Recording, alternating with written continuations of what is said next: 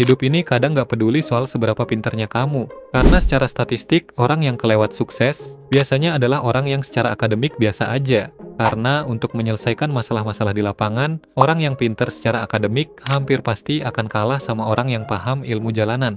Kenapa? Karena book smart berakar pada teori, sedangkan street smart berakar pada realita dan pengalaman nyata. Fakta ini didukung langsung oleh riset dari Carnegie Institute of Technology yang menyatakan bahwa 85% kesuksesan finansial seseorang ternyata datang dari kemampuan komunikasi dan negosiasi, bukan skill teknisnya.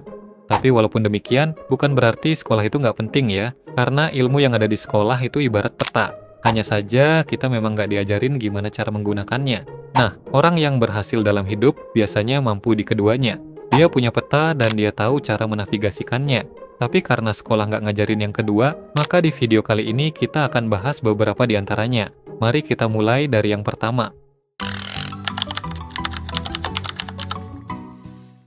Pada tahun 2022, ada teman kuliah yang minjem uang buat beli bensin. Katanya, besok pagi bakal dibalikin. Tapi pas besoknya papasan di kampus, dia pura-pura nggak lihat. Pada waktu itu, aku orang yang nggak enakan dan nggak bakal nagih cuma karena uang 50.000 doang. Selang 3 tahun kemudian, orang yang sama datang lagi buat ngajakin bisnis kecil-kecilan, di mana setiap orang wajib nyetor 15 juta sebagai uang modal. Walaupun bisnisnya kelihatan menjanjikan, tapi aku ingat kejadian 50.000 itu. Jadinya, aku nolak secara halus tanpa rasa penyesalan. Dan ternyata setelah 6 bulan jalan sama orang, aku dapat kabar kalau ia melarikan uang kas bisnis mereka.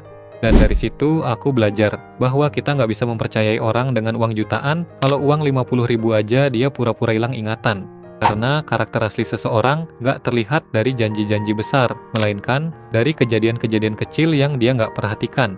Jadi sebelum kamu mempercayakan sesuatu yang besar, ujilah karakter seseorang dengan sesuatu yang sangat kecil. Ada psikolog bernama John Gottman, dia terkenal karena bisa nebak apakah sepasang suami istri akan cerai atau tetap bertahan. Menariknya, ia bisa nebak itu nggak dari interview panjang, tapi cuma dari ngamatin pola komunikasi selama beberapa menit doang. Fenomena ini berkaitan dengan konsep thin slicing, yang dijelaskan sangat lengkap dalam buku Blink.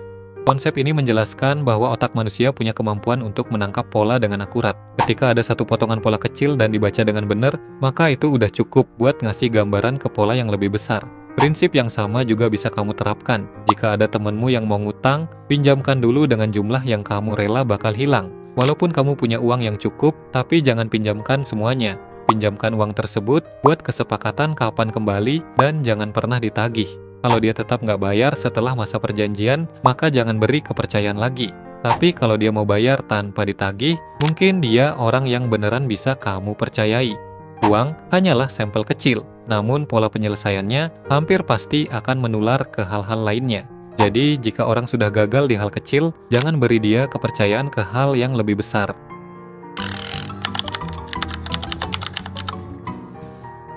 Ada satu kenyataan pahit tentang cara berpikir manusia, yaitu fakta dan data akan selalu kalah jika dihadapkan dengan sesat logika. Dalam buku The True Believer dijelaskan bahwa tumpukan fakta, data, atau riset ilmiah akan gampang dihancurkan oleh sebuah narasi emosional yang terus diulang-ulang. Di era modern kayak sekarang, orang-orang udah nggak lagi mencari fakta. Mereka hanya mencari pembenaran atas apa yang sudah mereka yakini sejak awal. Dulu, temanku sempat cerita kalau ia dilarang orang tuanya buat bikin usaha. Padahal dia udah jelasin data yang lengkap, proyeksi pendapatan, sampai peluang berkembang. Tapi semua angka rapi itu ditolak mentah-mentah hanya karena kenalan orang tuanya punya bisnis yang gagal. Jadi orang tuanya takut hal serupa terjadi ke anaknya. Selang 3 bulan kemudian, temanku ini ganti strategi. Dia ngobrol sama orang tuanya nggak lagi pakai data dan angka, tapi gunain cerita dari teman orang tuanya. Dia masuk dengan penjelasan yang lebih emosional. Dia bilang bahwa yang menakutkan dari gagal berbisnis itu kalau harus mulai lagi di usia tua. Dia jelasin kalau sekarang umurnya masih 24 dan belum menikah, jadi dia punya banyak ruang untuk mencoba. Gagal di usia muda rasanya nggak bakal terlalu sakit daripada pas nanti udah tua. Dia juga jelasin bahwa dia nggak mau nunggu tua dulu baru berbenah. Jadi selagi ada waktunya, mencoba nggak ada ruginya. Dan tebak, nggak sampai 10 menit, orang tuanya mulai menyetujui rencananya. Dengan rencana yang sama, cerita yang sama, dan data yang sama, hasilnya bisa beda hanya karena pembawaan ceritanya. Jadi, kalau kamu mau menyampaikan sesuatu, entah itu ke orang tua, atasan, atau keluarga, jangan tembak pakai data. Tapi manfaatkanlah bias kognitif yang secara alami ada di dalam kepala mereka. Sentuh ego dan pancing emosinya. Jika mereka merasa udah terhubung secara emosi, barulah kamu tambahkan data sebagai justifikasi. Cara ini sangat ampuh dan justru bisa bahaya kalau dipakai orang yang salah, karena trik ini sering dipakai manipulator buat menipu korbannya.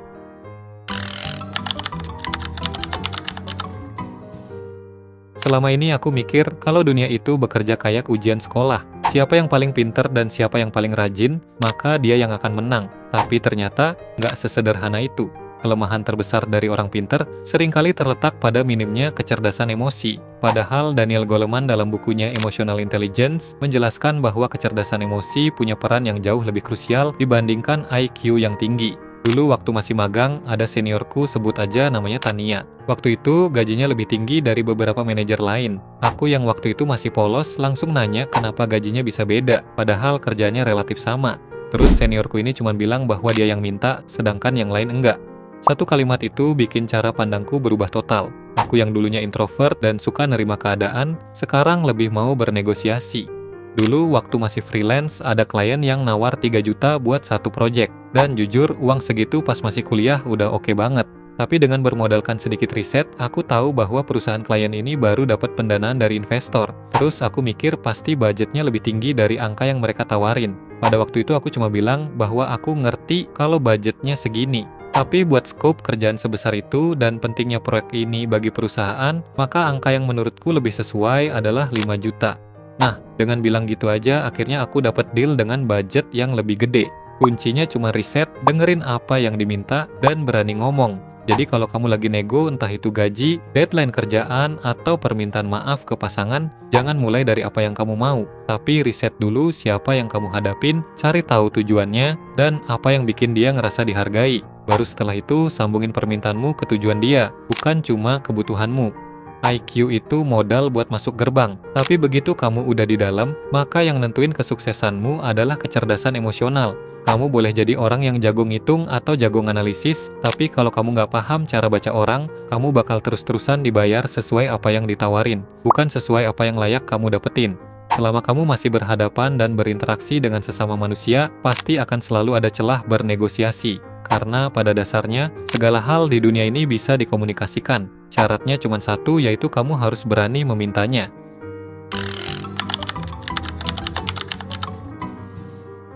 Dulu aku sempat resign tanpa punya kerjaan cadangan. Terus ada satu tawaran dari startup yang gajinya di bawah standar. Tapi karena waktu itu aku nggak punya tabungan, aku kelewat semangat dan langsung nerima kerjaan yang ditawarkan. Hasilnya, gaji yang aku dapatkan nggak sebanding dengan beratnya kerjaan. 2 tahun kemudian, aku ada di posisi yang hampir sama. Tapi bedanya, aku udah punya tabungan. Pada waktu itu, ada tawaran kerja yang gajinya lumayan. Tapi aku balesnya dengan santai sambil bilang mau dipertimbangkan. Tapi nggak sampai 2 hari, gaji yang ditawarkan naik lebih tinggi tanpa aku minta sama sekali. Padahal skillku nggak tiba-tiba naik. Bedanya cuma dari ekspresiku yang kelihatan nggak butuh dan nggak terlihat peduli. Dan dari situ aku belajar bahwa dalam negosiasi, entah itu deal sama agensi, urusan bisnis, atau dinamika hubungan pribadi, pihak yang punya banyak opsi dan kelihatan nggak peduli, biasanya justru yang pegang kendali.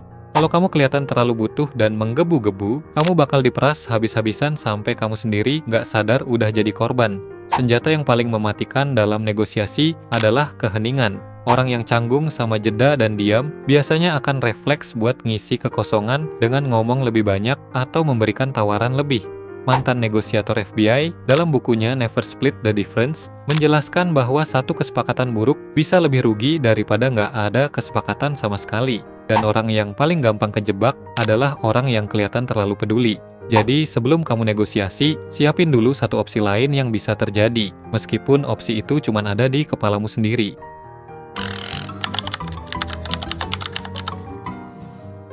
Dalam dunia psikologi, ada jebakan yang dikenal sebagai anchoring bias. Ini adalah kondisi di mana otak secara otomatis menempel pada informasi pertama yang diterima dan menjadikan itu sebagai patokan untuk semua keputusan selanjutnya. Contohnya, kalau kamu lagi belanja di pasar, ketika penjual menyebutkan harga pembuka, maka harga tersebutlah yang jadi jangkarnya.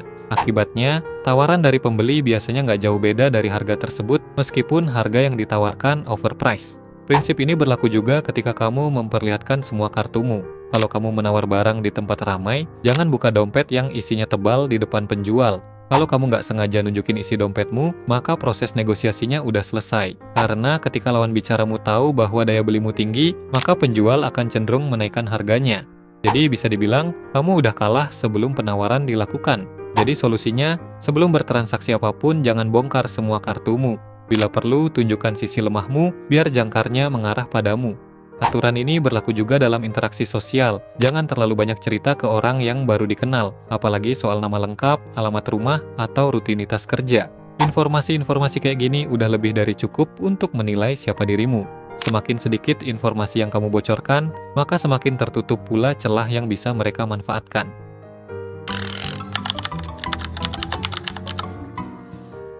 Pujian yang datang bertubi-tubi dan terasa terlalu indah bukanlah bukti bahwa kamu jadi manusia luar biasa.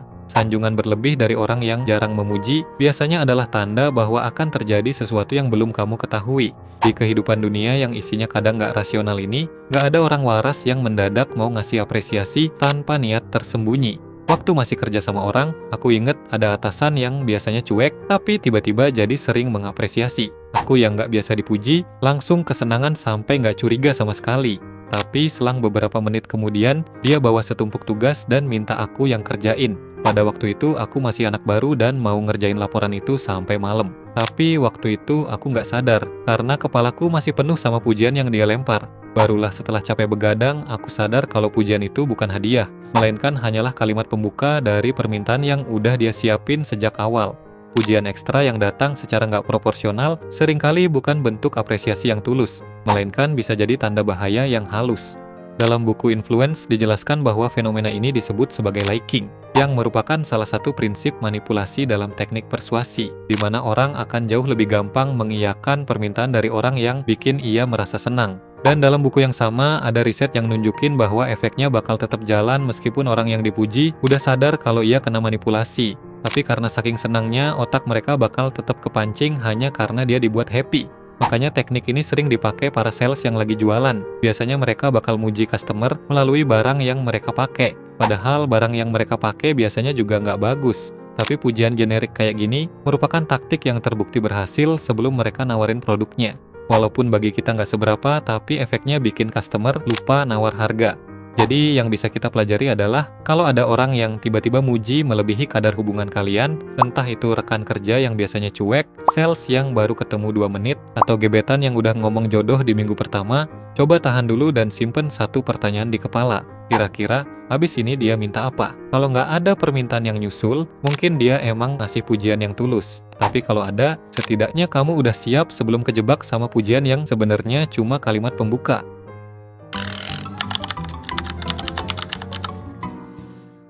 Kita jujur-jujuran aja bahwa yang nentuin kesuksesan seseorang itu nggak selalu soal kecerdasan, melainkan sangat bergantung pada seberapa kuat kenalan, apalagi kalau kita tinggal di negara berkembang.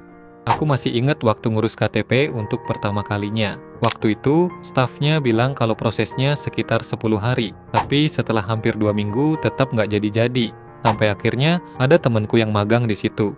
Kemudian, aku telepon dia dan minta dibantu. Setelah 1 jam dari telepon itu, ternyata KTP-nya udah jadi. Bukan karena dokumenku tiba-tiba lengkap, tapi cuma karena aku nelpon ke satu orang yang tepat. Sesuatu yang macet sampai belasan hari, ternyata bisa selesai kurang dari sehari. Waktu itu aku ngerasa aneh, karena untuk hidup enak di negeri ini, kadang yang kita butuhkan bukan seberapa pinternya kita, melainkan dari seberapa luas kenalannya. Banyak masalah yang kita hadapi sering nggak menemukan titik terang kalau hanya ngandalin jalur birokrasi resmi. Apalagi jika yang megang kendali adalah orang tak berkompetensi. Sekali kamu bantah dengan argumentasi, maka mereka akan menganggap itu sebagai serangan pribadi.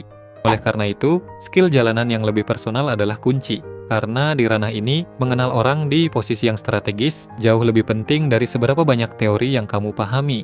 Ini adalah rahasia umum yang nggak pernah diajarin di sekolah, namun terpampang jelas di hadapan kita. Tapi ini bukan berarti jadi orang pinter dan kompeten itu nggak penting ya. Tapi menyeimbangkan antara kecerdasan dan memperluas koneksi adalah jalur yang harus kamu jalani. Dan kalau kamu mau punya jaringan yang beneran kepake, jangan tunggu sampai kepepet dulu. Mulai sekarang, coba luangin waktu buat kenalan sama satu orang baru setiap minggu. Bertemanlah dengan tulus dan bantulah tanpa pamrih. Karena koneksi yang dibangun secara instan pas ada maunya doang, pasti akan hilang begitu urusannya udah selesai.